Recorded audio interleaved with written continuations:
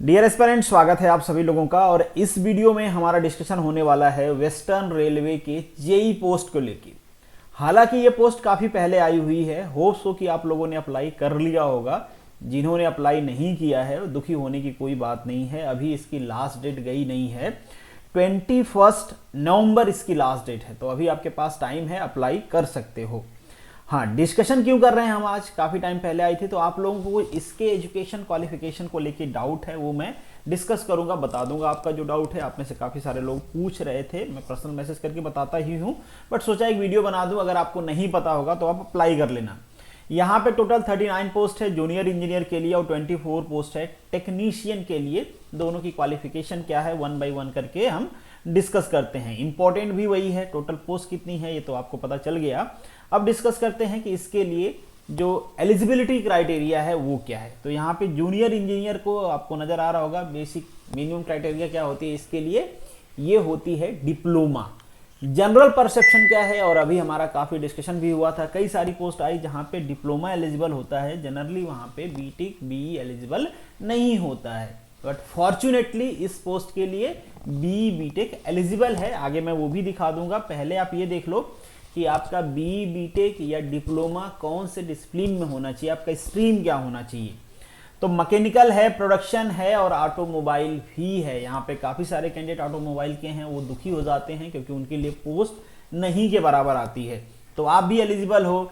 Electrical, electronics, instrumentation, ऐसी सारी branches हैं और इनके इक्विवेलेंट जो ब्रांच है वो भी एलिजिबल हैं, आगे वो भी मैं आपको दिखा दूंगा। तो आप इन सारी ब्रांच से हैं तो बिल्कुल आप इसके लिए एलिजिबल हैं, आप अप्लाई कर सकते हैं। और अगर टेक्नीशियन की बात करें तो टेक्नीशियन के लिए यहाँ पे क्वालिफिकेशन मेंशन किया है। मुझे लगता है कि यहाँ पे कोई टेक्नीशियन पोस्ट के लिए अप्लाई करने वाला नहीं है, तो इसको अभी के लिए छोड़ते हैं। अगर आप आईटीआई हो तो आप इसके लिए अप्लाई कर सकते हो। ये बेसिक यहाँ पे आपका जो क्राइटेरिया वो मेंशन कर रखा है, आप इसको देख लेना एक बार। अब यहाँ पे देखते हैं कि जो मिनिमम क्वालिफिकेशन है उस पर क्या वो मैक्सिमम क्वालिफिकेशन को अलाउ करते हैं। जैसे जनरली होता रहा है कि कई सारे पोस्ट में बी को एलिजिबल नहीं मानते, बट यहाँ पे मेंशन किया हुआ है higher qualifications such as BE BTech are also acceptable in lieu of the 3-year diploma in engineering of the same discipline। मतलब एवज में, इसका मतलब होता है एवज में अगर डिप्लोमा आपने नहीं किया है, आपने बी किया है मैकेनिकल में तो भी आप अप्लाई कर सकते हो। आपने बी ऑटोमोबाइल, बी इलेक्ट्रॉनिक्स किया है तो आपने उस पर्टिकुलर रिस्पेक्टिव स्ट्रीम में आप अप्लाई कर सकते हैं, आपको टेंशन लेने की जरूरत नहीं है।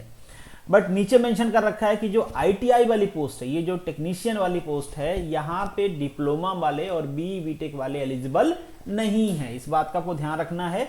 यहाँ पे तो बी एलिजिबल है बट यहाँ पे डिप्लोमा एलिजिबल नहीं है। अब कुछ लोग कहेंगे कि जब यहाँ पे बी किया तो यहाँ पे डिप्लोमा को करना चाहिए, बट नहीं किया हुआ है तो एलिजिबल आप नहीं हो। बी वाले भी नहीं है यहाँ पे और डिप्लोमा वाले भी नहीं है, तो आप ध्यान रखना। बाकी मिनिमम एज, मैक्सिमम एज यहाँ पे मेंशन किया है। एज सच आपको एक बार तो रीड कर ही लेना चाहिए, थॉरोली देख लेना चाहिए एप्लीकेशन को अप्लाई करने से पहले। तो ये चीज़ें आप देख लेना। जो इंपॉर्टेंट पॉइंट्स है वो मैं बता देता हूँ। एग्जाम के पैटर्न की बारे में बात करें तो यहाँ पे आप देख पाओगे 90 मिनट्स का आपका एग्जाम होगा और ये एग्जाम होगा कंप्यूटर बेस्ड स्टेट होगा, जो जनरली होता रहा है, हर एग्जाम में अब हो रहा है। तो यहाँ पे आपको 90 मिनट्स दिए जाएंगे और आप इस कैटेगरी में आते हो, मतलब फिजिकली प्रॉब्लम है आपको, तो आपको 120 मिनट्स दिए जाएंगे। टोटल नंबर ऑफ क्वेश्चंस कितने होंगे, 100 होंगे। इनका रेशियो क्या होगा वो मैं आगे आपको दिखा दूंगा। क्वेश्चन पेपर की लैंग्वेज दे रखा है, क्वेश्चन पेपर इंग्लिश में होगा, हिंदी, मराठी और गुजराती में होगा। वेस्टर्न रेलवे का है इसलिए यहाँ पे मराठी और गुजराती दो लैंग्वेज को भी इंक्लूड किया गया है। नेगेटिव मार्किंग भी है, ध्यान रखना है। 1/3 नेगेटिव मार्किंग है, जिसको ज्यादा माना जाता है, तो आपको गलत क्वेश्चंस नहीं करने हैं।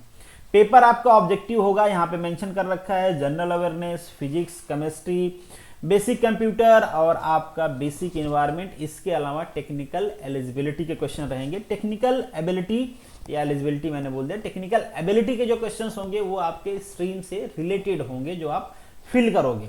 आगे मैं दिखाता हूँ रेशियो की किस पर्टिकुलर किस टॉपिक से कितने क्वेश्चन पूछे जाएंगे, कितने मार्क्स के पूछे जाएंगे, वो आगे दिखाया हुआ है। अगर आप आईटीआई हो और टेक्नीशियन के लिए अप्लाई कर रहे हो तो आपके लिए यहाँ पे चीज़ें मेंशन किया गया है। अब ये हमारे काम की नहीं है, एक बार आप इसको रीड कर लेना, बाकी सारी चीज़ें मेंशन किया गया है यहाँ पे। इसको स्किप करते हुए हम आगे बढ़ते हैं, कैसे आपको अप्लाई करना है वो सारी चीज़ें यहाँ पे मेंशन कर रखा है। अगर आपके मन में इन फ्यूचर कोई डाउट आएगा, कहीं पर कोई प्रॉब्लम आएगी तो बिल्कुल आप मैसेज करना, वो भी मैं बता दूंगा। अब आगे देखते हैं कि आपके कितने क्वेश्चन किस सेक्शन से पूछे जाएंगे और आपका जो टेक्निकल एबिलिटी वाला पोर्शन है उसका सिलेबस क्या है, उसमें क्या क्या पूछा जाएगा। तो यहाँ पे सिलेबस मेंशन कर रखा है जूनियर इंजीनियर के लिए। तो यहाँ पे जनरल अवेयरनेस का सिलेबस आप देख सकते हो, इसमें क्या क्या पूछा जाएगा ये दिया गया है। फिर आपके physics chemistry up to 10th level की पूछी जाएगी। बेसिक इन्वायरमेंट के क्वेश्चंस आपसे पूछे जाएंगे और जो टेक्निकल एबिलिटी वाला पेपर है उसका डिटेल में सिलेबस दिया गया है आपको, आगे वो एनेक्चर में आपको देखना है, मैं भी दिखा दूंगा आपको। यहाँ पे मेंशन कर रखा है, जैसे ग्रुप मेंशन कर रखा है, मैकेनिकल में कौन कौन अप्लाई करेगा, मैकेनिकल वाले करेंगे, प्रोडक्शन वाले करेंगे, ऑटोमोबाइल। अगर आप ऑटोमोबाइल से हो तो आप किस में अप्लाई करोगे, मैकेनिकल वाले सेक्शन में। आपको पेपर कौन सा मिलेगा, जो मैकेनिकल के लिए आएगा वही पेपर आपके ऑटोमोबाइल या फिर प्रोडक्शन या मैकेनिकल वाले इक्विवेलेंट ब्रांच वाले जो हैं उनको वही वाला पेपर दिया जाएगा। उसी तरीके से यहाँ पे इलेक्ट्रिकल और उससे अलाइंड जो ब्रांचेज हैं, इलेक्ट्रॉनिक्स या उससे रिलेटेड जो ब्रांचेज हैं उन सब के लिए पेपर दिया गया है। अब आगे सिलेबस भी है, इससे पहले आप ये देख लो, general awareness 10 question 10 marks, physics chemistry के जो क्वेश्चंस होंगे 10 मार्क्स और basic computer 7 question 7 marks, basic environment के 7 क्वेश्चन 7 मार्क्स। ये सारे बेसिक ही आएंगे, जो बेसिक पूछा गया बेसिक आएंगे। होप्स हो कि केमिस्ट्री, फिजिक्स और कंप्यूटर और इन्वायरमेंट ये सारे ऑलरेडी आपके प्रिपेयर्ड होंगे ही।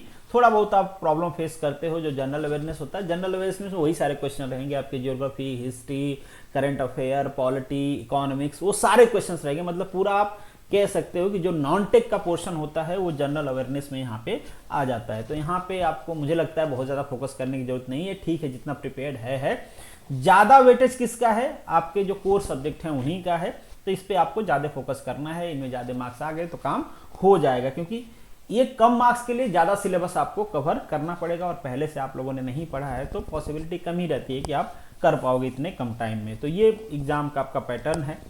अब यहाँ पे आपका सिलेबस है, जैसे मैकेनिकल ब्रांच की मैं बताऊं तो मैकेनिकल ब्रांच में क्या क्या पूछा जाएगा, मैकेनिकल से रिलेटेड जैसे प्रोडक्शन, ऑटोमोबाइल है, उन सब का यहाँ पे सिलेबस दिया गया है। इंजीनियरिंग मैकेनिक्स है, मटेरियल साइंस है, मतलब आपके सब्जेक्ट्स मेंशन कर दिए गए हैं। Standard of material, machining, welding, ये सारी चीज़ें हैं। मतलब काफ़ी ज़्यादा प्रोडक्शन का यहाँ पे आप देख पाओगे वेटेज है। बाकी भी सब्जेक्ट्स हैं, सारे सब्जेक्ट्स हैं अराउंड टू अराउंड से। कुछ सब्जेक्ट ऐसे होंगे जो यहाँ पे डायरेक्टली मेंशन नहीं होंगे बट इनमें मेंशन होंगे, तो आपको कंफ्यूज नहीं होना है, रीड कर लेना है सिलेबस में क्या है। ऐसा नहीं करना है कि यहाँ पे तो आरएसी स्पेशली मेंशन नहीं कर रखा है, थर्मो मेंशन नहीं कर रखा है, वो सारी चीज़ें नहीं है, तो ये आप रीड करना। बाकी दूसरे ब्रांच से हो आप तो आप ये सिलेबस देख सकते हो, सिलेबस के हिसाब से आपको प्रिपेयर करना है। तो होप्स हो कि आपकी जो डाउट है वो क्लियर हो गए होंगे। मेन डाउट यही था कि बी एलिजिबल है कि नहीं है, तो जूनियर इंजीनियर में बी एलिजिबल है, बिल्कुल आप इस फॉर्म को फिलअप करिए। प्रिपरेशन तो आप कर ही रहे हैं, एग्जाम दीजिए, होप फॉर द बेस्ट। चलिए, अगर स्टिल आपके मन में कोई डाउट है तो कमेंट बॉक्स में लिख सकते हैं। मिलेंगे नेक्स्ट वीडियो में, तब तक के लिए जय हिंद।